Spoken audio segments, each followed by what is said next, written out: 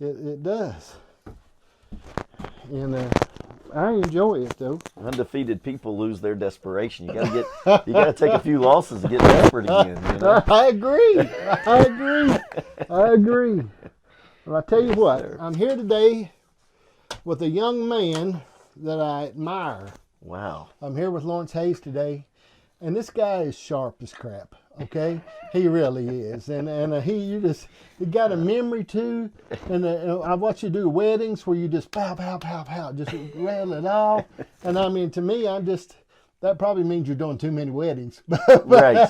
But Yeah. anyway, Yeah. I'm here with Lawrence Hayes today, and if you're anywhere in the area or around here or any part of the world, you know who he is. Okay, I've known him for years.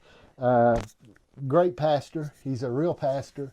I was a pastor, not a good pastor. Okay, this sweater is going to aggravate me to death. But I don't know if it's stylish because I wanted to go a little stylish I think today. it's stylish. Okay, I'll leave it Yeah, up. I think you're okay. Like Jesse Waters. Yeah. He leaves his collar. Yeah, you got to leave it up. Okay, all right. So what I'm saying is he's a friend of mine, and I've always counted him as a friend of mine. Absolutely. And it was privileged, Janice and I, to sit underneath him as a pastor. It really was a blessing for us.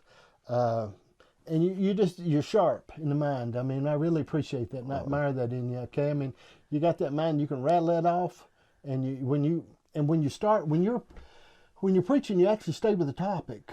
That's pretty good. Well, okay? thanks. That's Definitely the goal. I would write it on an index card most of the time, you Yeah. know, and put it on the pulpit. Right. This is my topic, so I could keep going back and stay with it because I tend to go down a rabbit trail here or something like that, and Yeah. and do that. But I mean, I really did admire that with you. I mean, you know, and because sometimes it seems like in ministry, there's people that first thing you can go too long. Right. Okay. Right.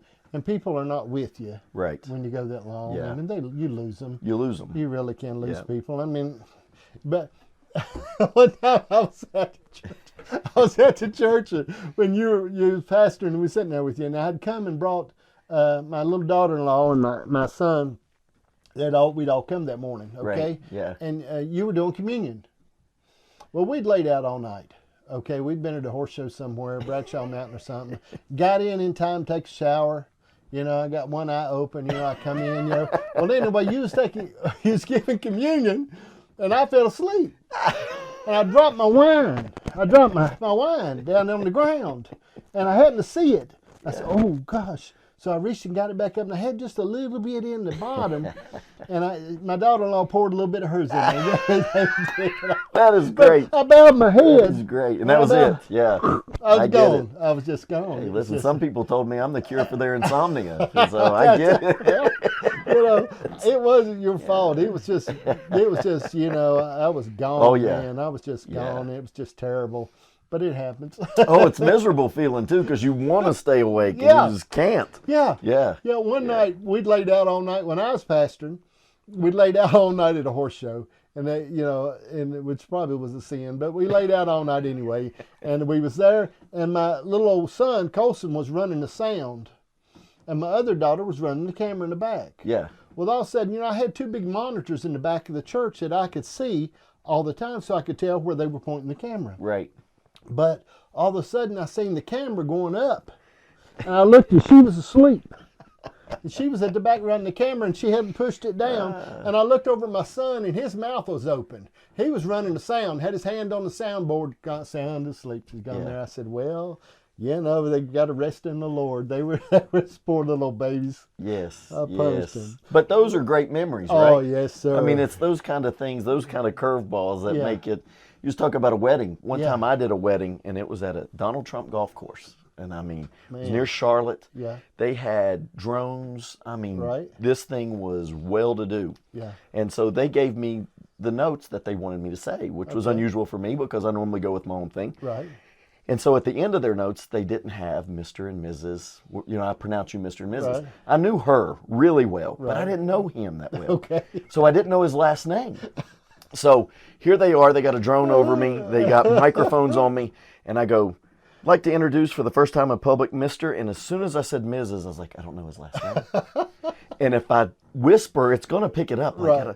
So I went, my man, as pretty as she looks, you should introduce y'all. You turn around and introduce. And he took the mic and he introduced, and everybody was like, but it was just because I was a deer in the headlights, man. I'm just glad God gave me something that quick. But, but somebody comes, I've never seen a wedding like that before. It's like, me neither.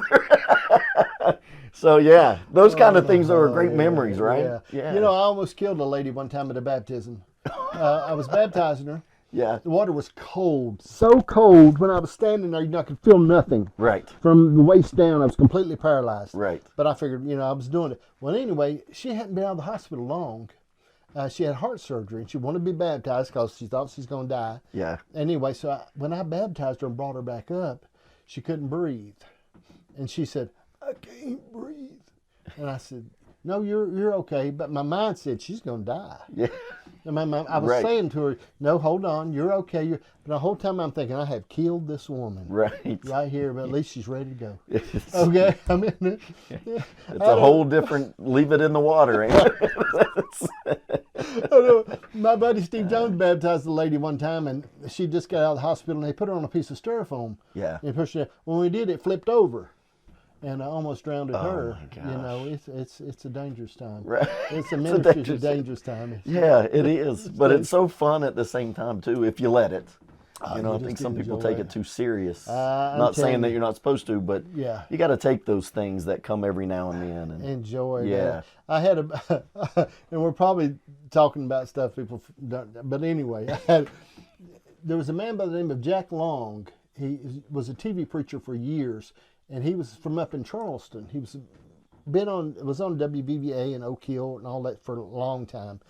I loved him. He just was my buddy. Yeah. But we went to Mexico together, and we were in Mexico. We were down there for a while, and Jack had a rough life growing up, but he was in a foster home, almost like an orphanage, and a guy got shot while he was in there. A little boy got killed, and he gets telling that story.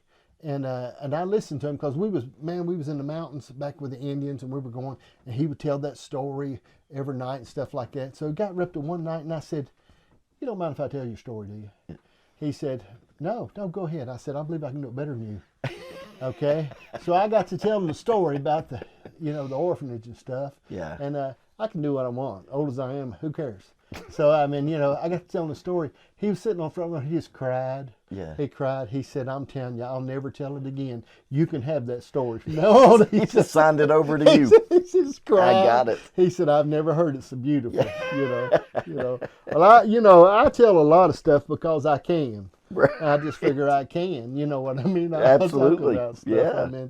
I don't know. I enjoy my life, and I enjoy people. Oh. I think it's important, don't you? Well, somebody asked me one time, how do you love a God you can't see? Mm-hmm. And I said, that's easy. You love his children that you can. Exactly. Good, bad, no matter what, everybody is created by God. Yeah. And he had their mindset. And so the way I love God is loving people. And loving people that's the best thing you'll ever do. Amen. I mean, there's nothing like it, Yeah. And no, you don't always get love back. Right. But that's not love, right? Exactly. Love, that kind of love is not what you get in return. It's just what keeps flowing out of you. Yes, sir. Yeah. I studied one time, and I've shared this before, for a whole year on nothing but God the Father. Yeah. And I found this.